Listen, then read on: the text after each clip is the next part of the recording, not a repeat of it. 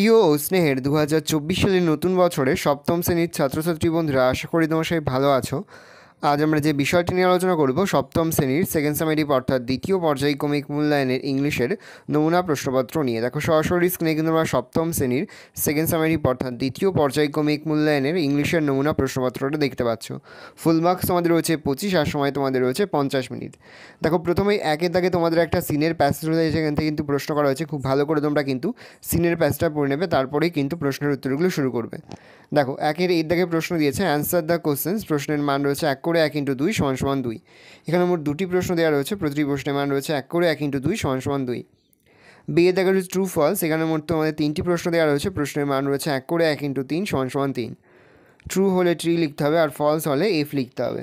পরে তোমাদের রয়েছে match column A with column B. প্রশ্নের মান রয়েছে হাফ করে হাফ গুণ 4 = 2। তারপরে দেখো দুয়ের দাগে তোমাদের পোয়েম থেকে একটা প্যাসেজ তুলে হয়েছে, এখান থেকে কিন্তু প্রশ্ন করা হয়েছে। খুব ভালো করে তোমরা কিন্তু পোয়েমের প্যাসেজটা পড়ে নেবে, তারপরেই কিন্তু প্রশ্নের উত্তরগুলো শুরু করবে। দেখো দুয়ের এর দাগে তোমাদের দুটি প্রশ্ন দেওয়া রয়েছে, খুব সংক্ষেপে তোমাদের দুটি প্রশ্নের উত্তর করতে হবে। প্রশ্নের মান রয়েছে 1 করে 1 × 2 = 2। বি এর দাগে রয়েছে match column A with column B. প্রশ্নের মান রয়েছে হাফ করে হাফ গুণ 2 = 1। তারপরে তিনে দাগে তোমাদের রয়েছে আনসিনের প্যাসেজ। এখানে একটা আনসিনের প্যাসেজ তুলে হয়েছে, এখান থেকে কিন্তু প্রশ্ন করা হয়েছে। যে আনসিনের প্যাসেজ দেওয়া হোক না কেন, খুব ভালো করে পড়ে বুঝে তারপরে কিন্তু প্রশ্নের উত্তরগুলো শুরু করবে, কারণ আনসিনটা তোমাদের কাছে সম্পূর্ণটাই আনকমন। দেখো তিনের এর দাগে প্রশ্ন দিয়েছে টিক দ্য কারেন্ট অল্টারনেটিভ। প্রশ্নের মান রয়েছে 1 করে 1 × 3 = 3। পাশে যে বক্স রয়েছে সেই বক্সে তোমাদের কিন্তু টিক চিহ্ন দিতে হবে সঠিক উত্তরের পাশে। ভালো করে দেখে নাও। তারপর বি এর দাগে রয়েছে ট্রু ফলস। প্রশ্নের মান রয়েছে 1 করে 1 × 2 = 2। পরে তোমাদের চারের দাগে তোমাদের মোট দুটি প্রশ্ন দেওয়া রয়েছে, প্রশ্নের মান হাফ করে হাফ গুণ 2 = 1।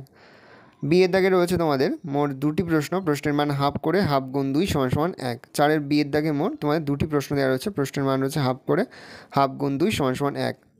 সি এর দাগে মোট তোমাদের দুটি প্রশ্ন দেওয়া রয়েছে, চারের সি এর দাগে প্রশ্নের মান হাফ করে হাফ গুণ 2 = 1। ডি এর দাগে মোট তোমাদের একটি প্রশ্ন দেওয়া রয়েছে, দুটি প্রশ্ন দেওয়া রয়েছে, প্রশ্নের মান রয়েছে হাফ করে হাফ গুণ 2 = 1। ডি এর দাগে তোমাদের রয়েছে use correct form of verb. পরে তোমাদের ই এর দাগে রয়েছে মোট দুটি প্রশ্ন, প্রশ্নের মান হাফ করে হাফ গুণ 2 = 1। তারপরে তোমাদের রাইটিং স্কিলের মধ্যে প্রথম তোমাদের স্টোরি রাইটিং আর পরে তোমাদের রয়েছে প্যারাগ্রাফ রাইটিং।